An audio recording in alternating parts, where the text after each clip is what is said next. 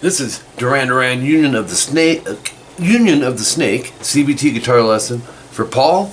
Now Paul, we did a live and a studio version of a particular section, pretty much like what you just heard here. And then now what I'm doing is I went ahead and, you know, added that in with this, but we got the whole song. And it's a lot of stuff similar to that, with the string mutes and kind of the percussiveness going on with the down ups with the strum hand. And the live version, you know, this is what we're finding out.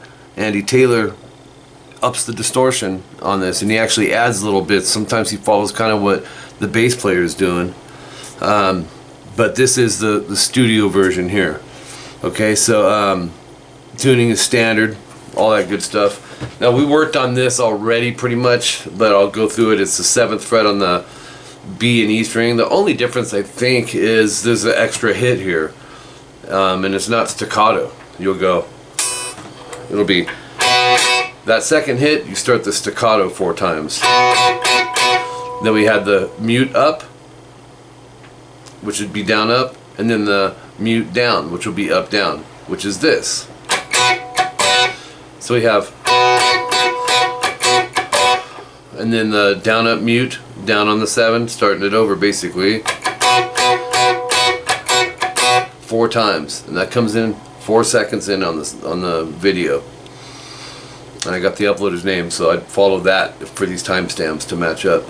Then section 1B comes in 30 seconds or 37 seconds in.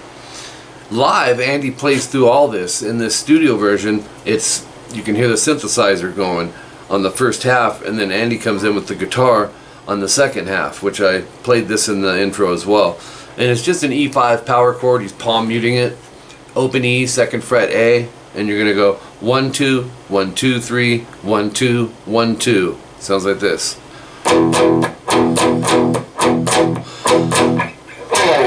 15th fret low E, just slide. Goes back, does the synthesizer, and then it comes in with that again. Okay, live it's, you know, he's doing like this.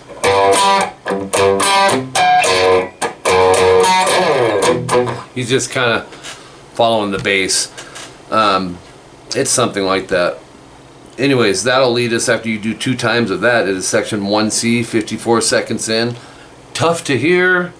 I can hear it way in the background on this part.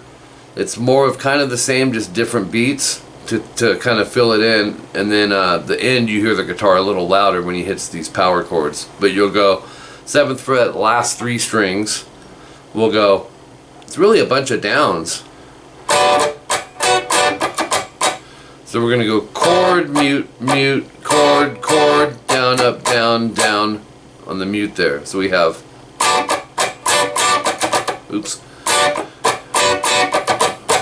Do that twice. It sounds like this.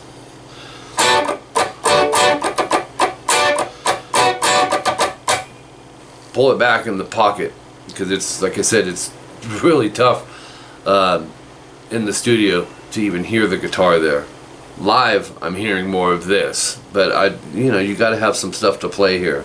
So that's what we're going to do with that. Oops.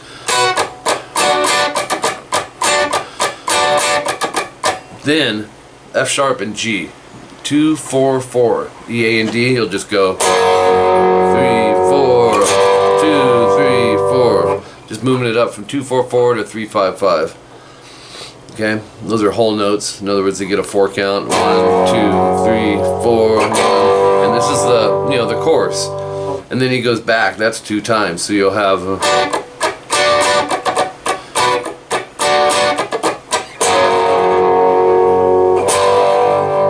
So that's that in context. Then you hit repeats. Next new part, this is like breakdown leading into section 2A, and it comes in 2 minutes 17 seconds. It's just a 17th fret low E slide. You'll go, and then you pick 2nd fret, slide all the way up to fret 17. Okay, so it's like a little breakdown. Then section 2A comes in, gets a little funkier here, 2 minutes 25 seconds in, 7th fret E and B. We'll go down, down. You're gonna go. Oops.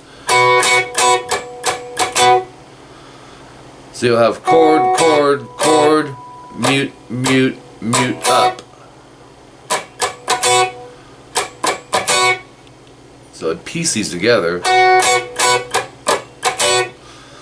Matter of fact, it's the down, up, down, mute 7, mute 7. So walking into that, you got the 2 mutes prior to it, right? So it's a good little subgrouping right there. Then, it's kind of cool, you'll go down, up, down, mute, mute, 10th fret E and B. It'll be 10, 9, 7.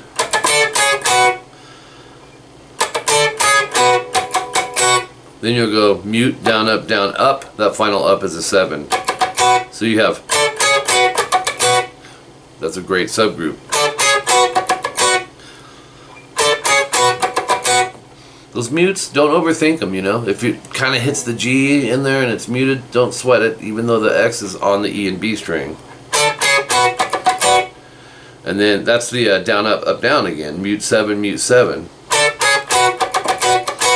And then all of that will be 2 times, back at the beginning of section 2A. Then, kind of expands on it at 242. You're going to start on the 10th fret E and B. 3 times of that, then it gets kind of funky here. So it's 9, 10, mute, 9, 10, and that's alternate, down, up, down. And then a mute, and do that again. So you have, oops. Takes us to top of page 3. 9, 10, slide. 250 timestamp, 7th fret E and B, down, down. It's going to be like, you'll do four of these, but only 3 of them are staccato. So it's, that's it. And then there'll be a short pause, and you'll hear 10, 9, 7, then down, up on the 7s, and then up, down, mute 7. So that's it.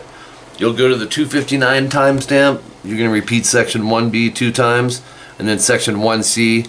It's about 8 times, Paul, and then it just fades out at that point. It probably starts the 9th one, but pretty straightforward, really.